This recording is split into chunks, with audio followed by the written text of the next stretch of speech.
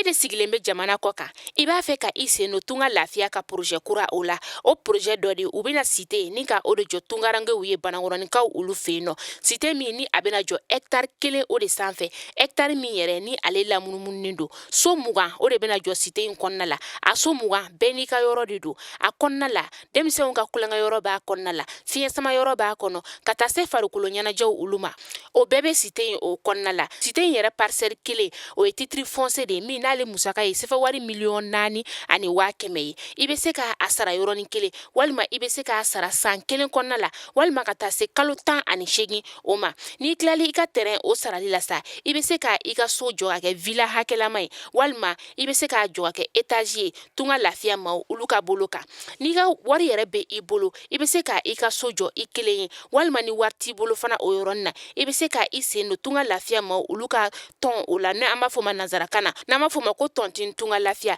walasa ka se ka I ka so ale jɔ cité o kɔnɔna la o t'a bannen dɛ tunga lafiya ma o bɛna tila ka immeuble fana jɔ cité in kɔnɔna la immeuble min n'i bɛ se ka appartement o san chambre 3 de b'a kɔnɔna la ale ni salon 1 a musaka bɛ t'i jɔ sefa wari 15,000,000 la ka taa se sefa wari 17,000,000 ma I bɛ se ka o fana sara dɔɔni fo ka taa se san 2 ani tila ma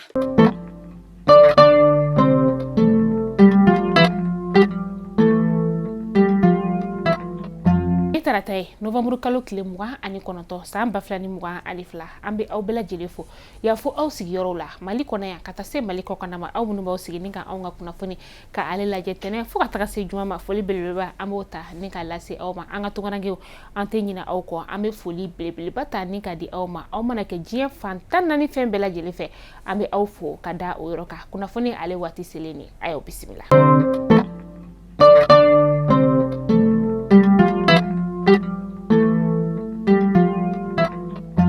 kunnafoni damdala bi an ka ministre ɲɛma ni o ye Abdoulaye Maiga ye kunu tɛnɛndonya a ye Burkina Faso kaw ka lasigiden min ni ale tun bɛ an ka jamana kɔnɔna la yan nɔ ni o ye fɛn min ye Général Kojo Lunge ye Général Kojo Lunge a nana ni kana yira an ka ministre ɲɛma la ka fɔ ko ale ka baara kɔni o banna an ka jamana o kɔnɔna la ni maa fila ninnu kɔni u ye foli kɛ ɲɔgɔn ye ka tila ka bilasiralida fana ka o kɛ ɲɔgɔn ye ministre ɲɛma a ye foli kɛ ni ka ɲɛsin fɛn min ye Burkina Faso kaw ka lasigiden ale yɔrɔ la ka sababuya kɛ ko ala n'a ka cɛsiri Mali ni Burkina kɔni ka jɛɲɔgɔnya ale tɔ o sinsinna Colonel Assimi Goïta ni ale an ka cɛmancɛ fanga jamana ɲɛmaa ye ka taa ɲɛsin fɛn min ye capitaine na Ibrahima Traoré ni ale fana ye Burkina Faso kaw ka cɛmancɛ fanga jamana ɲɛmaa ye ni maa fila ninnu kɔni olu fana sɛbɛkɔrɔ fora ni maa ninnu fɛ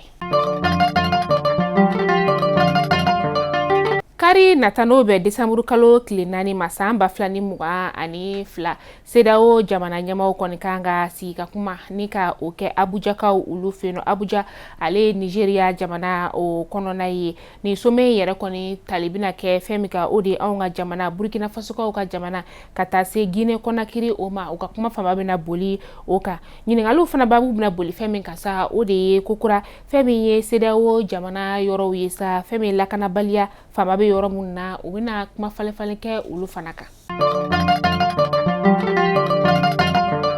an bɛ taa Kayikaw olu fɛ yen nɔ bolimafɛn bolila maa 50 bɔɲɔgɔnko olu de kɔni bɛ yen nɔ minnu ni fɛn min ye sirabakan sariya kalanni kɔni kɛra olu kunna dɔgɔkun laban ye o tɛmɛnen na ka tila ka hakilijigin kɛ k'a fɔ sirabakan kana kɔni ye ale ni boli damatɛmɛ wale o tɛ bɛn u ye o ɲɛfɔliw kɛ u ye ani ni sirabakan kasara fana kɛra dɛmɛ bɛ se ka don sirabakan kasaratɔw ma cogoya min na walasa ka se ka u ni ka olu kisi ni baara in yɛrɛ bɛɛ lajɛlen taara ka bila minɛn min kɔnɔna la sa o de ye dɔgɔkun min ni a bɛ ta ka ɲɛsin sirabakan sariyaw olu labatoli ma o ta ko 18 o kɔnɔnaw ni baara in taara ka bila o minɛnw de kɔnɔ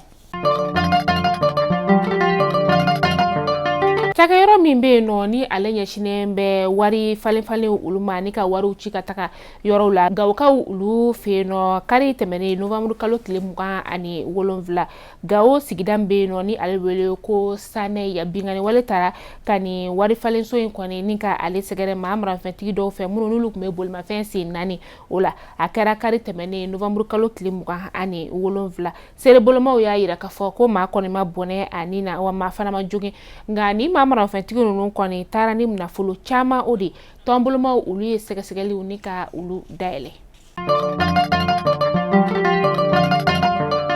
buremkaw fe no boulangerie mi ni o ye buru gilan yoro o y'a yira ka fɔ ko dɔ kɔni faralen do farni ale sɔngɔ kan ni wagati na kari tɛmɛni boulangerie no ye buru gilannaw ye u ye sigi ka kuma ni ka o kɛ walasa ka se ka dɔbɔ buru ale fanga o la buru gilannaw ka fɔlasa ko buru yɛrɛ kɔni kala u bɛna feere dɔrɔmɛ 15 wa u bɛna dɔbɔ buru kundama o la.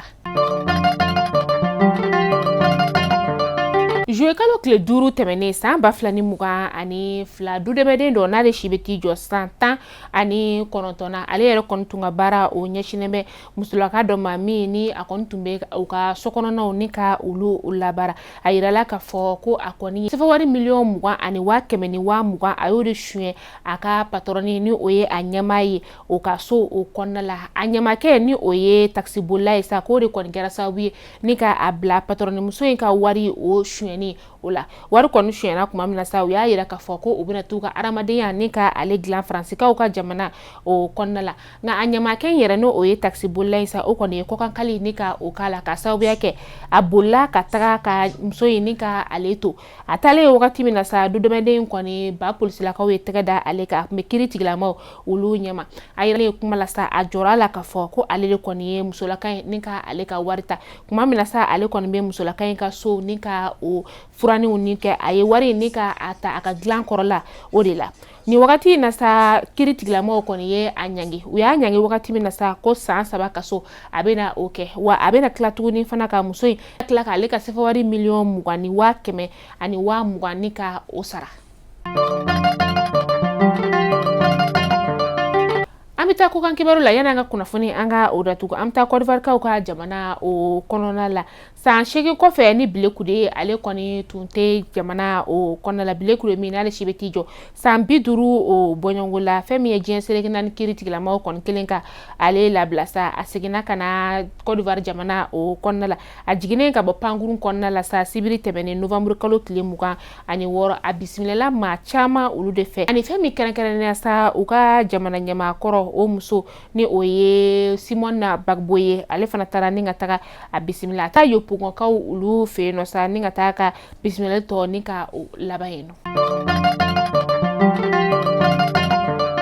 Mali kunnafoni jabarani lajɛbaw tunga lafiya de an ka kunnafoni ale jukɔrɔma don ba lafiya min ni a nana tungarange olu lafiyali kama ka i to tunga la ka se ka i sagona so ni ka o sɔrɔ ba Maliba o kɔnɔna la tunga lafiya de bɛ se ka o ka ni wagati na u ka site tako filanan tɔgɔ sɛbɛn olu daminɛna site min ni a bɛ Banangɔrɔnikaw olu fɛ yen nɔ site in terrain kelen-kelenna bɛɛ lajɛlen titre foncier de wa site ninnu ye sɛfɛwari miliyɔn 4 ani 100 de ne maa min bɛ fɛ i sen ka ye ni site ninnu terrain ko la sa tunga lafiya ma i bɛ wele lase u ma u bɛ i tɔgɔ sɛbɛn terrain ale ko la ni